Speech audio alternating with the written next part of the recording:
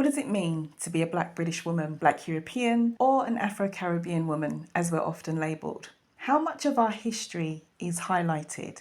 This is something I'll be deep diving into a bit more for Notes on Black Women. When we talk about Black history in the United Kingdom, the stories that dominate are often those of struggle, migration and resistance. But less frequently do we hear stories of Black women who shaped and elevated the very fabric of British life through, of course, a Black lens. From the Windrush era, when Black women and men, of course, arrived in the United Kingdom from the Caribbean islands after the British government lured them in with the promise of a British passport and a job, to contemporary trailblazers of today, Black British women have continually made history, often in the face of invisibility, much like our African American counterparts. As a first-generation Black British woman myself, I love my parents' Caribbean culture they handed to me, and I love London. It's really a great city. That said, I see myself as Black before British. I feel British only by default due to where my parents decided to move to.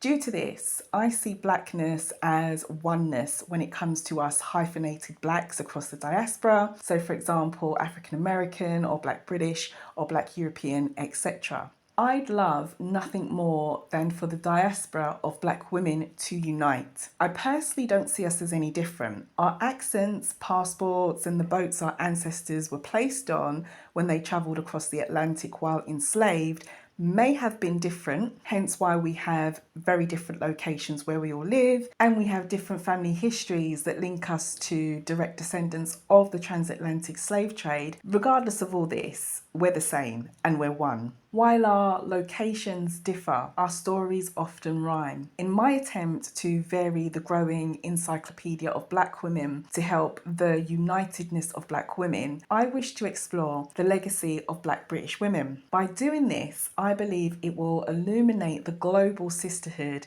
to hold us together from across oceans, borders and time. So if we take a step back then, so early footsteps, Black women in Britain before the Windrush. Black Britain or Black British history began before 1948. This is the year many of us remember as the arrival date of the Windrush era. This is when Black people first stepped our toes onto British soil from the islands. Black presence in the United Kingdom dates back centuries before this. In the 18th century, we have women like Dido Elizabeth Bell. She was a mixed race aristocrat raised in a British noble household, you could say. Now, she challenged ideas of race and status simply by existing. She would have been seen as Black, of course, at the time, but my girl was also of status, which must have rubbed many white people up the wrong way and confused the hell out of a lot of them. Though rare, her life and those of other Black women like her complicate the narrative of what Black British in quotation marks can really mean. This is one woman of colour that I do plan to expand on more in later essays. These women were often the exceptions, not the rule. The majority of early Black women in Britain were enslaved servants. They weren't of this noble status as she was, and sadly their names are erased and their contributions are often unrecorded. They laboured in the shadows but left imprints nonetheless. Their resilience became the soil from which future generations such as myself, as a first generation Black British in my own family, could grow. So the Windrush women and actually building Britain brick by brick. The arrival of the Windrush era in 1948, as I said, it brought a wave of Caribbean migrants to British shores. Among them, thousands of women who became nurses, seamstresses, teachers, or factory workers even. These women, they were often educated and highly skilled. They were invited to help rebuild post-war Britain. What they encountered, though, was a society that questioned their worth and often rejected their own womanhood, just as African American women would have experienced after the emancipation of slaves in the USA. Imagine leaving Jamaica, Trinidad, Barbados, or even St. Lucia, all lands of sunshine, familiar food and song, for the grey skies of post-war England, in particular London, only to find signs plastered everywhere that read things like no blacks, no dogs, and no Irish. Still, these women, they persisted. What they did when they landed in the UK is mainly that they joined the newly formed NHS,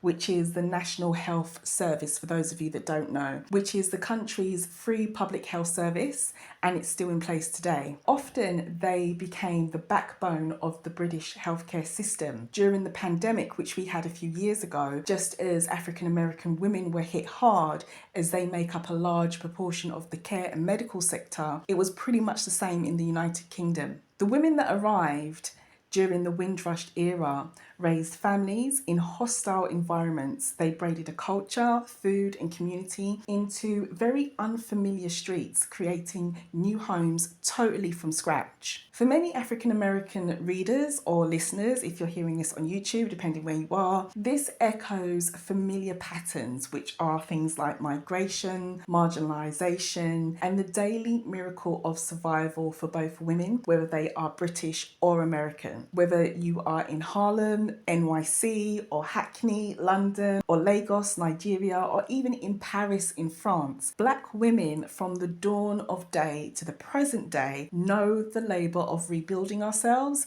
and the world around us.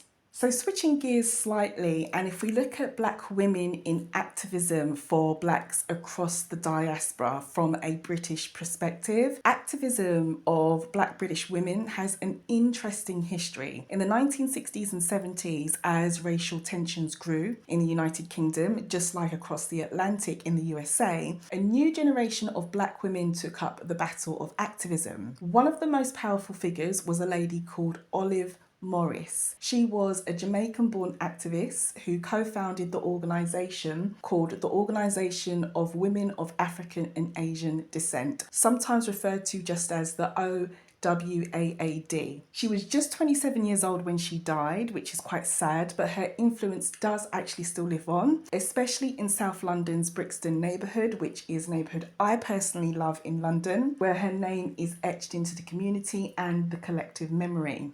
Another Black British female voice was Claudia Jones, often called the mother of the Notting Hill Carnival. She was born in Trinidad and raised in the USA. She was deported, however, and she found refuge in London. There, she used her voice as a journalist and a political activist to fight for the rights of Black Britons. She founded the West Indian Gazette, which is one of the UK's first major Black newspapers. Unlike in the United States, where civil rights leaders like Rosa Parks or even Angela Davis are very widely recognised, many British women or Black British women who were activists remain relatively unknown. This is not due to a lack of impact, but rather a lack of acknowledgement, or you could even say a lack of knowledge about them. It's a silence that could easily be broken by Black British or Black European writers like myself. Black women and the arts. Creativity as liberation. So across the United Kingdom, Black women have long used the arts to express truths about the Black British experience that often gets ignored by other communities. From poets like Patience Agbabi and Jackie Kane to novelists like Bernardine Evaristo, I hope I've pronounced her name correctly, who was the first Black woman to win the Booker Prize for her novel Girl, Woman, Other. Literature has been a vehicle for Black British women to drive change when needed from their intersection of both gender and race discrimination.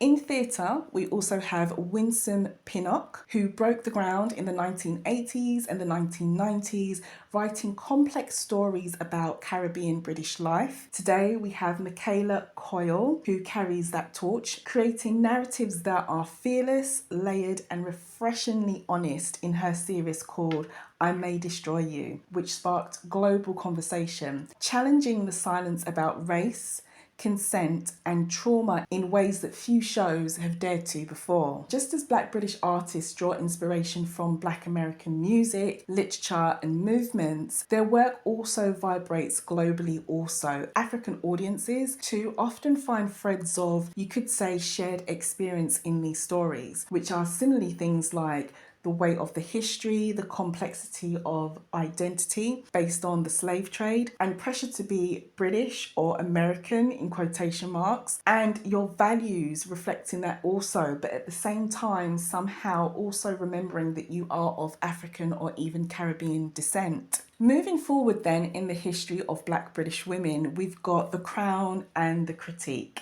This could only be Meghan Markle and the monarchy. It would be some kind of sin for me to write about recent Black women's history in the United Kingdom without mentioning Meghan, the Duchess of Sussex. Now, her entry into the British royal family did spark global attention, but it's also unearthed the United Kingdom's enduring discomfort with race, we could also say. While Meghan's story is unique, the media scrutiny that she got, the dog whistle of racism, and the sense of not being good enough are familiar to many Black women in Britain and also across the diaspora. Her experience echoed that of many who have been hyper visible but yet deeply unseen, which is quite sad. And her eventual departure from the roles became, for some, a symbol of resistance, like a refusal to be broken by this particular white family. For African and American Black women, the royal family may feel quite distant, but the dynamics Meghan faced, such as tokenism, double standards, and the subtle abuse and mockery that she received are universal. Whether in the boardroom or at the palace,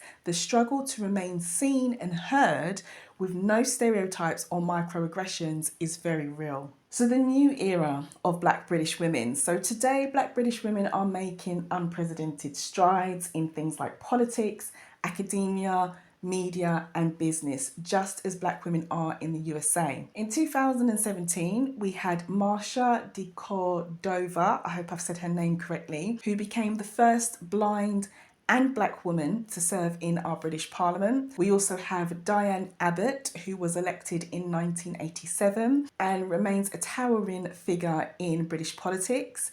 She was Britain's first Black woman MP and a strong and intelligent voice for justice, despite the constant media targeting that she had. I recently read her autobiography, which was released in March 2025, called A Woman Like Me. Not only did I enjoy it, but I felt deeply proud after reading it and totally inspired. It was a really great read.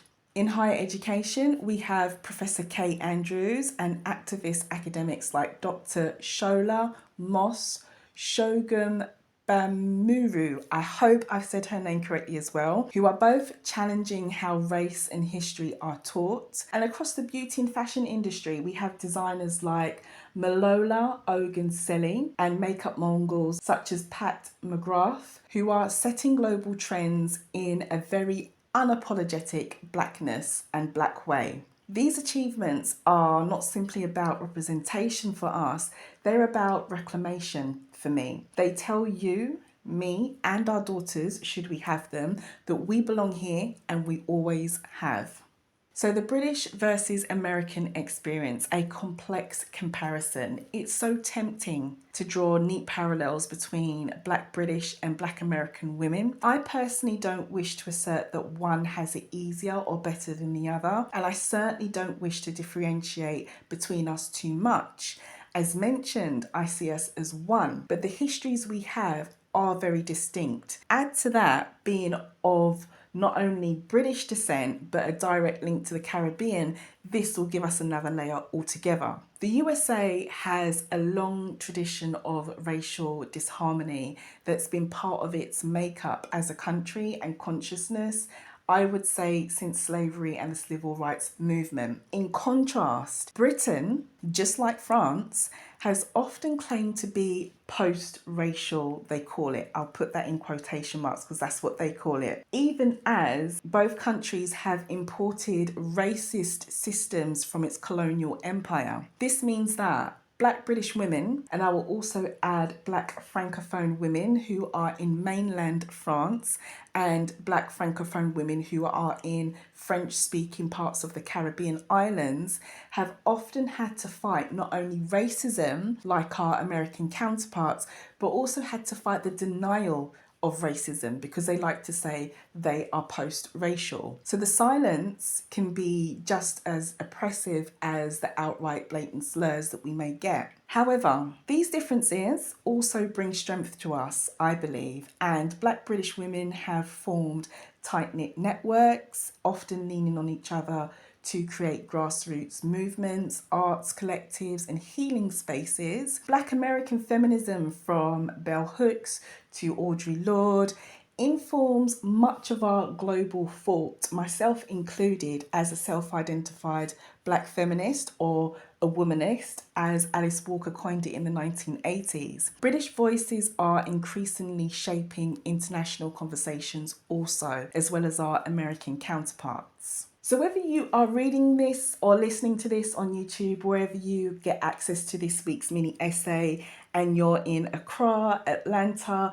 London, Lagos, Paris, or even Barcelona, just know that this history belongs to us all as one. As Black women, we are often each other's first refuge and line of defense also. We have passed down not only survival tactics, but recipes that we know from our older aunts and our mums and so forth. They've passed down rituals and a lot of love to us. We at times, I believe, as a group of women have buried our own names to uplift or support others, and this includes men. We've done it for them too. I feel that it's time that we start to reclaim our name and our identity as both woman and Black, regardless of whether you are woman, Black and British like myself, or woman, Black and Caribbean, woman, Black and African, or woman, Black and American, or woman, Black and European. Wherever you are, it doesn't matter.